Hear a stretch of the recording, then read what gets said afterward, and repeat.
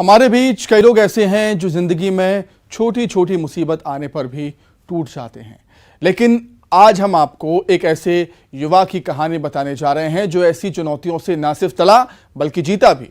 देखिए रिपोर्ट में।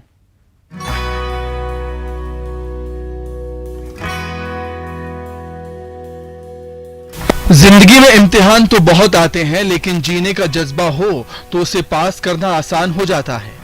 कुछ इसी तरह की कहानी है भोपाल के मशहूर AVN चाय वाले प्रद्युमन सिंह चडार की। जी हाँ, प्रद्युमन एक्टर बनने का सपना लेकर भोपाल आया था, लेकिन वो एक ऐसी बीमारी से ग्रसित हो गया जिसमें चलना फिरना तो दूर, खड़े रहना भी मुश्किल था।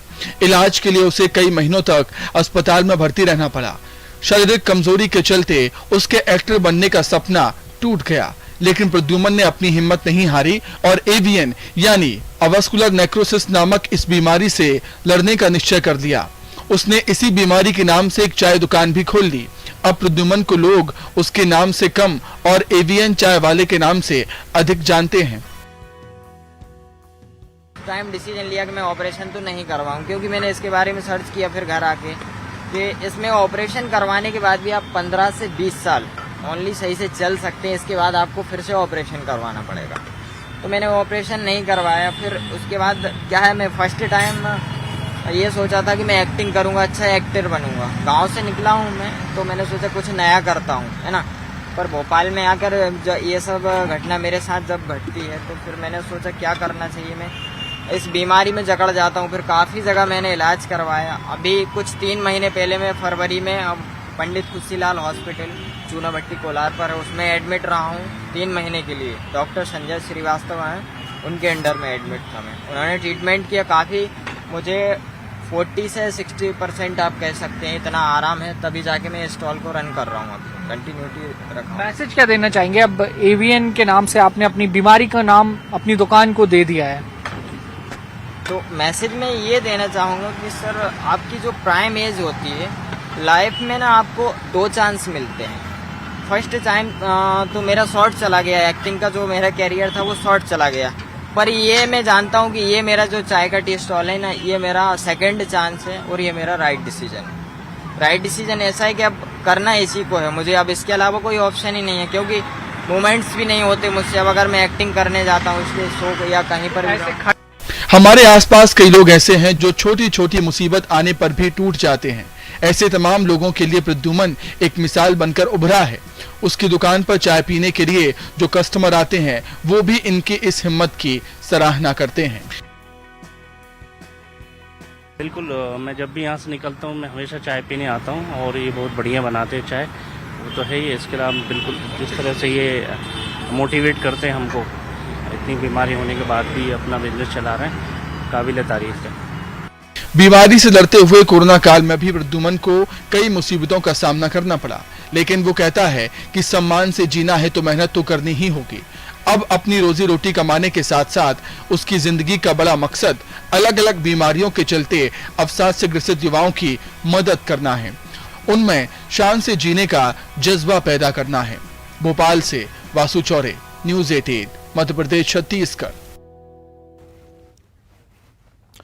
हम जब म्यूजियम की बात करते हैं तो दिमाग में सिर्फ बर्छे, भाले और इतिहास से जुड़ी पुरानी चीजों का ख्याल आता है, लेकिन हम आपको जिस म्यूजियम से रूबरू कराने जा रहे हैं वो इन सब से बिल्कुल अलग है। देखिए,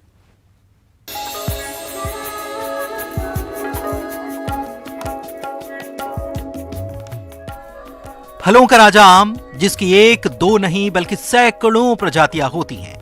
आपने इनमें से कई किस्म के आमों का स्वाद चखा होगा, लेकिन क्या आपको पता है कि ये आम हमारे देश में ही नहीं बल्कि दुनिया के अलग अलग कई देशों में बड़े ही चाव से खाए जाते हैं। अगर आप अलग अलग देशों के आम की विभिन्न प्रजातियों को देखना या जानना चाहते हैं तो एक बार जबलपुर जरूर आइए, क्योंकि यहाँ मैंगो म्यूजियम खोला गया है। जी हाँ, मैंगो म्यूजियम। इस म्यूजियम में Bangladesh, Thailand, America, Africa, China, Japan और फिलीपींस जैसे कई अन्य देशों के अलग अलग प्रकार के आम की प्रजातियों के पौधे एकत्रित किए गए हैं। देखिए, ये मैंगो म्यूजियम है और ये जबलपुर में जमतरा एक हमारी जगह है जिसमें ये लगाया गया है। मैंगो म्यूजियम लाने का उद्देश्य हमारा ये था कि हमारे जो छोटे छोटे बच्चे होते हैं, जो हमारे परिवार के लोग होते हैं, जो प्रकृति से दूर हो रहे हैं, उनको इस म्यूज़ियम को दिखाया जाए और बच्चों को बताया जाए कि देखो भारत में 5000 साल से हज़ारों वैरायटी के मैंगो की नए नए तरीके के मैंगो लोगों ने किए हैं। बहुत सारे मैंगो हमारे मुग़ल काल से डेवलप किए गए। आज भी बहुत सारे ऐसे कृषि वैज्ञानिक हैं जो नए नए तरह का आविष्कार कर रहे हैं। इस मैंगो म्यूजियम के मालिक प्रेम दुबे बताते हैं कि उन्हें प्रकृति से जुड़े रहने का शौक था और यही शौक आज उन्हें यहाँ तक ले आया। कोरोना काल में जब 2 साल कोई काम नहीं था, तब उन्होंने देश विदेश की नर्सरियों से आम की विभिन्न प्रजातियां मंगवाई और फिर उनका एक म्यूजियम तैयार किया। तो मैंगो म्यूजियम एक तरह का प्रकृति और हमारी आने वाली जनरेशन के लिए एक तरह का ये उनको गिफ्ट है हमारी तरफ से, कि मतलब वो इसको देखें, सीखें और इस तरह के शौक को पालें। आज आप सिगरेट का आप कलेक्शन करते हो, आप शराब की बोतलों का कलेक्शन करते हो, आप घड़ियों का कलेक्शन करते हो, आप कारों का कलेक्शन करते हो, मगर ये प्रकृति को कलेक्शन करने वाले एक हमारे अंदर एक गुण आए। तो ये एक छोटा सा हमारे सोसाइटी के लिए भी मैसेज है कि आप इस तरह की प्रकृति के किसी एक को कलेक्ट करिए।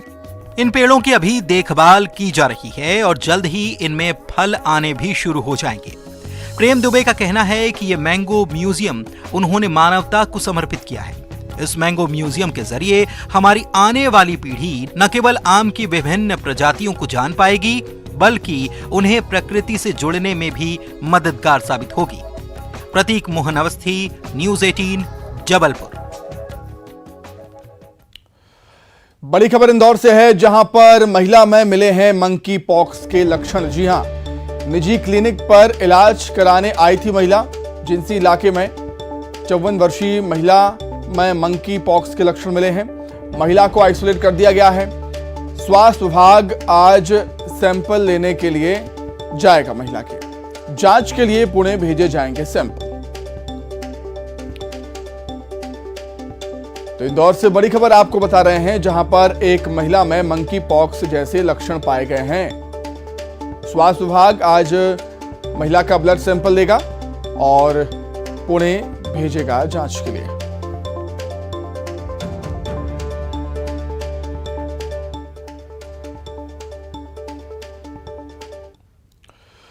तो चलिए अधिक जानकारी के लिए सीधे इंदौर का रुख कर लेते हैं। अरुण तिवारी जुड़े हैं लाइव हमारे साथ। अरुण, महिला में मंकी पॉक्स के लक्षण मिलना चिंताजनक है, लेकिन अभी रिपोर्ट का इंतजार करना होगा।